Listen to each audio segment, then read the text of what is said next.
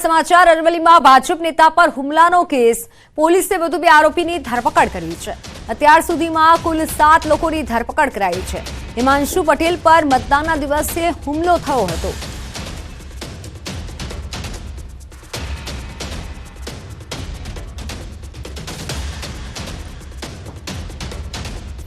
जूनागढ़ भाजप में आंतरिक कलह सामे आव्यो छे। जूनागढ़ में माणावदरनुं राजकारण फरी एकवार गरमाव्युं छे।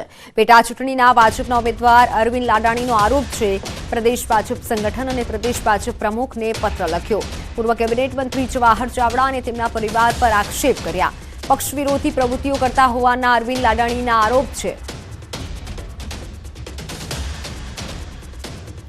माणावदर पेटा चूंटणी में भाजपने नुकसान पहोंचाडवानो प्रयास थयानो दावो छे। जवाहर चावड़ाना दीकरा अने तेमनी पत्नी सामे पण आक्षेप। वेपारी आगेवानोनी बेठकमां कोंग्रेसने मत आपवा माटे हाकल कर्यानो दावो छे। मेंदड़ा विस्ताરના बूथों पर चूंटणी दरमियान कोंग्रेसनो प्रचार कर्यानो दावो। हजू 2 दिवस पहेला कोंग्रेसना उम्मीदवारे फेरमतदाननी मांग करी छे।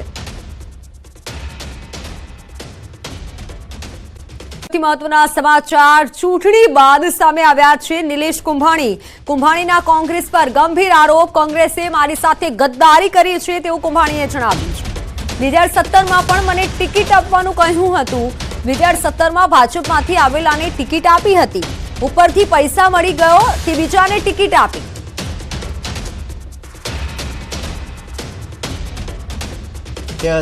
में मैंने टिकिट अगाऊ कही दीधुं तो टिकिट तमारी छे, मेहनत करवा मळो। मैं खर्चो कर्यो तो मेहनत करी थी 2017 में। 2017 में मारा मेंडेड ऊपर भाजप में आवेला ने मेंडेड आपी दीधुं हतुं। टिकिट मने मफत नहोती आपी। जे ते प्रमुख हता एना एजंट द्वारा अमे टिकिट लीधी थी। અહીં કોંગ્રેસમાં વિરોધ કરવાવાળા 5 લોકો છે। આ લોકો ચૂંટણી સમયે વિરોધ કરશે। વિરોધ કરવાવાળા મારી કોઈ સભામાં નથી આવ્યા। કોંગ્રેસમાંથી આપમાં ગયા તે વિરોધ કરે છે। અહીંયા કોંગ્રેસમાં અત્યારે જે 5 જણા છે વિરોધ કરવાવાળા એ ચૂંટણી ટાઈમે વિરોધ કરશે, ચૂંટણી ટાઈમે કામ કરશે, બરાબર? વિરોધ કરવાનો। બાકી તમે આ વિરોધ કરવાવાળા હતા એને તમે જોઈ લેજો। મારી કોઈ સભામાં આવ્યા હતા, મારી રેલીમાં આવ્યા હતા, मारी सभा में काम करता था, डोर टू डोर जाता तो एम कोई काम करता था। ये काम न करता अमुक कांग्रेस में राजीनामु दईने आपमा वही गया था। ये त्यारे विरोध करवा निकळे छे। गद्दारी एने गद्दारी करी थी। आम आदमी पार्टी में टिकिट नहोती आपी त्यारे कांग्रेस में टिकिट लेवा माटे आव्यो, कांग्रेस में भळवा माटे विरोध। અહીંના કાર્યકર્તાઓને કામ કરવું જ હતું। બની બેઠેલા 5 નેતા કામ નથી કરવા દેતા। આપના લોકો સાથે કામ કરે તો વિરોધ કરે। वोर्ड प्रमुख काम करे ने बीजा पासे काम करावड़े काम करे ने। आईना कार्यकर्ताओं काम करवुं हतुं पण आईना बनी बैठेला 5 नेताओ छे एने काम करवुं नथी ने काम करवा देवुं नथी। दाहोद बेठकना प्रथमपुर बूथ पर फेर मतदान शुरू कराયું છે। વહેલી સવારે 7 વાગ્યાથી फेर मतदानનો પ્રારંભ થયો છે। ચુસ્ત પોલીસ બંદોબસ્ત સાથે સાંજે 6 વાગ્યા સુધી फेर मतदान ચાલશે। બૂથને ક્રિટિકલ કેટેગરીમાં મૂકવામાં આવતા ચુસ્ત બંદોબસ્ત ગોઠવાયો છે। જેમાં એએસપી, પીઆઈ, પીએસઆઈ સહિતના પોલીસ જવાનો, મહિલા પીએસઆઈ, સીઆરપીએફની ટુકડી તૈનાત છે। સાથે મેટલ डिटेक्टर, सीसीटीवी कैमरा सहितना अद्यतन उपकरणों गोठवाया छे। અને આ સાથે कलेक्टर, एसपी सहितना अधिकारीओ पण मतदान मथके हाजर रह्या छे। ग्रामजनो भय मुक्त थई मतदान करवा अपील कराई छे। विजय बाबोर मतदान सुधी पोलीस जाप्तामां रहेशे અને સાથે 220 नंबरना प्रथमपुर पोलिंग बूथ पर 618 पुरुष मतदारो छे, 606 महिला मतदारो छे जे फरीथी पोताना मताधिकारनो उपयोग करशे। दाहोद लोकसभा बेठकमां समाविष्ट महीसागर जिल्लाना संतरामपुर विधानसभा विस्ताરના मतदान मथकનો वीडियो वायरल થયો હતો। વીડિયોમાં વિજય ભાભોર નામનો વ્યક્તિ હાથમાં ઈવીએમ મશીન સાથેનો વીડિયો વાયરલ થયો હતો। આ વીડિયો વાયરલ થયા બાદ આ બૂથ પર ફેર મતદાનનો ચૂંટણી પંચે નિર્ણય કર્યો હતો।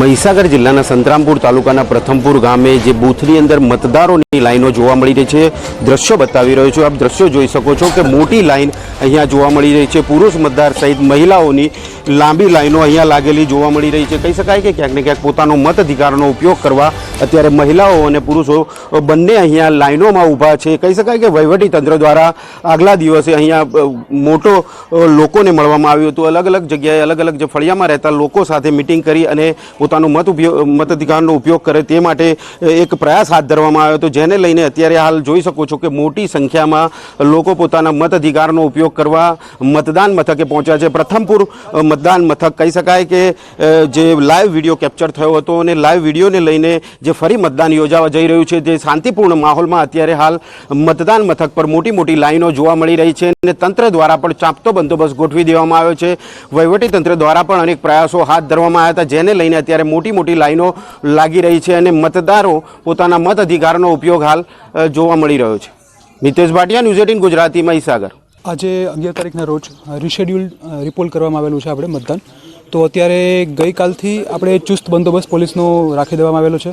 જે ઇલેક્શનના નોર્મ્સ છે તે પ્રમાણે બધા જ આપણે પેરામીટર્સ ચેક કરી દીધેલા છે. બધી વસ્તુ સવારથી જ ખૂબ જ ઉત્સાહપૂર્વક રીતે મતદાન શરૂ થઈ ગયેલું છે. પુરુષ તેમજ મહિલાની અલગ અલગ લાઈન થયેલી જોવા મળે છે. બધા જ લોકો માટે વ્યવસ્થિત સુવિધાઓ રાખવામાં આવેલી છે. પાણી પીવાની કે બધી બેઝિક બધી એમ્યુનિટીઝ છે એ બધી પૂરી પાડવામાં રહેલી છે. સ્ટાફને બી પ્રોપર ઇન્સ્ટ્રક્શન્સ દઈ દેવામાં આવેલું છે અને નોર્મલ જે ચૂંટણીના બધા જ નોર્મ્સ છે કે ચેકપોસ્ટ છે, આ તે વસ્તુ બધી વસ્તુને અમે બી જોઈ લીધેલું છે બધી વસ્તુ. તો સ્થળ પરથી મારી સાથે સંવાદદાતા સૌરભ જોડાઈ ચૂક્યા છે. સૌરભ, હાલ ત્યાં કેવો માહોલ છે? મતદાન કરવા માટે લોકો આવી રહ્યા છે, પોલીસનો કેવો બંદોબસ્ત? હાલ તો કહી શકાય મિત્તલ કે જે પોલીસનો ચુસ્ત બંદોબસ્ત ગોઠવી દેવામાં આવ્યો છે અને મોટી સંખ્યામાં જે મહિલાઓ હોય, પુરુષો હોય, યુવા મતદારો હોય, તમામ જે મતદારો છે તે અહીંયા આવી રહ્યા છે અને પોતાના મતાધિકારનો ઉપયોગ કરી રહ્યા છે. અત્યાર સુધીમાં જે 12.91% મતદાન થઈ ચૂક્યું છે અને મોટી સંખ્યામાં જે અહીંયા મતદારો જોવાઈ રહ્યા છે. પ્રભાબેન પણ અહીંયા જે કોંગ્રેસના ઉમેદવાર છે તેઓ પણ આવી ચૂક્યા છે અને આપ જોઈ શકો છો કે જે પુરુષોમાં પણ લાંબી લાઈનો લાગે છે, લાંબી કતારો જે જોવા રહી છે. સવારથી જ જે મતદારો છે પોતાનો મતાધિકાર ઉપયોગ કરવા માટે અહીંયા જે મતદાન કેન્દ્ર ખાતે આવ્યા હતા અને પોતાનો મતનો ઉપયોગ કરી રહ્યા હતા. જો કે અત્યારે જે ચુસ્ત પોલીસ બંદોબસ્ત પણ ગોઠવી દેવામાં આવ્યો છે અને તમામ પ્રકારની જે મતદારો માટે વ્યવસ્થા કરવામાં આવી છે. આરોગ્યની લઈને તમામ પ્રકારની વ્યવસ્થા કરવામાં આવી છે. બિલકુલ સૌરભ, આભાર માહિતી બદલ. તો તમામ પ્રકારની વ્યવસ્થા કરવામાં આવી છે. પોલીસનો પણ ચાંપતો બંદોબસ્ત ગોઠવાયો છે, કારણ કે ફેર મતદાન થઈ રહ્યું છે. સાંજે 6 વાગ્યા સુધી મતદાન કરી શકાશે. દાહોદ બેઠકના એક બૂથ પર જે વિવાદ થયો હતો, ખાસ કરી જે વિડીયો વાયરલ થયો હતો અને તેના કારણે ચૂંટણી પંચે મહત્વનો નિર્ણય કર્યો અને આજે ફેર મતદાન યોજાયું છે. વિજય ભાભોર મતદાન સુધી પોલીસ જાપ્તામાં રહેશે તેવી પણ વિગત સામે આવી છે. સમાચાર પર નજર કરીએ તો ગુજરાતમાં આજથી 7 દિવસ વરસાદી માહોલ રહેશે. હવામાન વિભાગની આ મહત્વની આગાહી. હવામાન વિભાગે વરસાદ અંગે મોટી આગાહી વ્યક્ત કરી છે.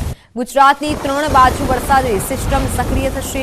ગુજરાતમાં 7 દિવસ સુધી હળવો વરસાદ થઈ શકે છે. સૌરાષ્ટ્રના ભાગોમાં 14, 15 અને 16 મે વરસાદ થશે. તો ઘણા વિસ્તારોમાં સામાન્ય વરસાદ રહી શકે છે. 12 થી 15 મે સુધી ઠંડા પવનો પણ ફૂંકાઈ શકે છે. ગુજરાતમાં કાળઝાળ ગરમીમાં આંશિક રાહત મળી શકે છે.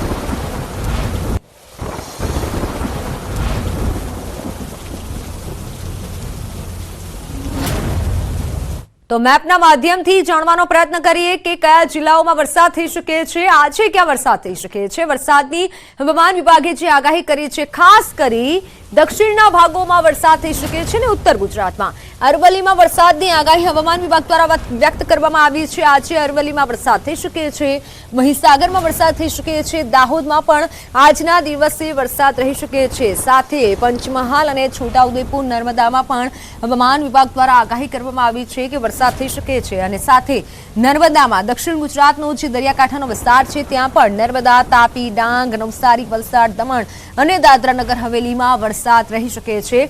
હવામાન વિભાગ દ્વારા મહત્વની આગાહી કરવામાં આવી છે. હવે વાત 12મી મે એટલે કે આવતીકાલે ક્યાં વરસાદ રહેશે.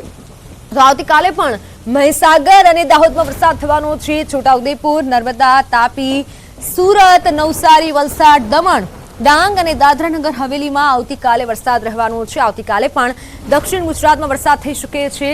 હવામાન વિભાગની આ મહત્વની આગાહી એટલે 4 દિવસ જે મહત્વની આગાહી કરવામાં આવી છે. 13મી તારીખે પણ વરસાદ રહેશે.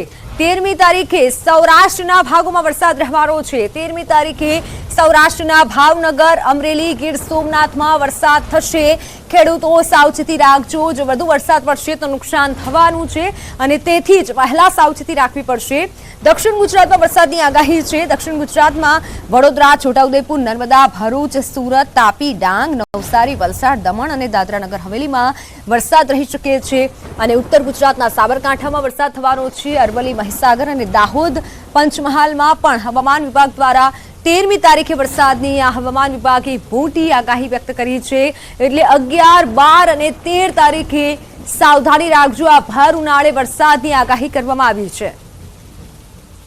आने वाले दिनों के लिए जो फोरकास्ट दिया गया है गुजरात स्टेट के लिए डे 1 से डे 7 तक गुजरात रीजन आइसोलेटेड प्लेसेस पे लाइट रेन होने का पूर्वानुमान दिया गया है. और सौराष्ट्र रीजन की बात करेंगे तो डे 4, डे 5, डे 6 और डे 7 में सौराष्ट्र रीजन को आइसोलेटेड प्लेसेस में लाइट रेन होने का पूर्वानुमान दिया गया है. और डे 1 की बात करेंगे आज के लिए जो गुजरात रीजन के लिए रेनफॉल का पूर्वानुमान दिया गया है वो एक cyclonic circulation north east Arabian sea में बना है और उसका जो इफेक्ट है गुजरात कोस्ट के आसपास तक है जिसके कारण गुजरात रीजन में लाइट रेन आइसोलेटेड प्लेसेस पे होगी. डे 2 के लिए जो जिले दिए गए हैं जहाँ पे गुजरात रीजन में लाइट रेन आइसोलेटेड प्लेसेस पे होगी वो डिस्ट्रिक्ट हैं वलसाड़, नवसारी, डांग और अरावली, महिसागर, अरावली, महिसागर, पंचमहल, दाहोद, छोटा उदयपुर, नर्मदा. और डे 3 की बात करेंगे जहाँ पे आइसोलेटेड प्लेसेस पे लाइट रेन होने का पूर्वानुमान दिया गया है गुजरात रीजन के लिए वो है महिसागर, दाहोद, छोटा उदयपुर, वलसाड़, नवसारी, डांग, तापी, सूरत और नर्मदा.